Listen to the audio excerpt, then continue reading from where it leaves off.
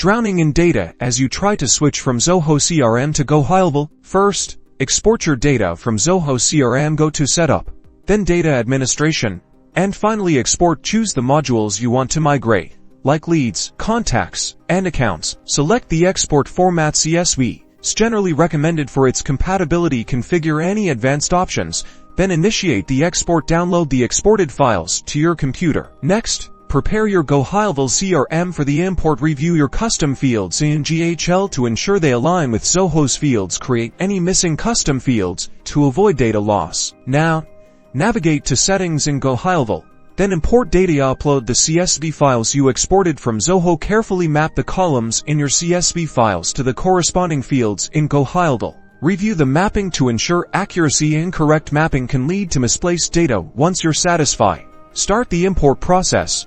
Monitor the import progress depending on the amount of data. This could take some time. After the import is complete, verify your data in GoHighLevel. Check a sample of records to ensure the data transferred correctly. And there you have it, a smooth data migration from Zoho CRM to GoHighLevel. Remember to regularly back up your data and test the new setup thoroughly.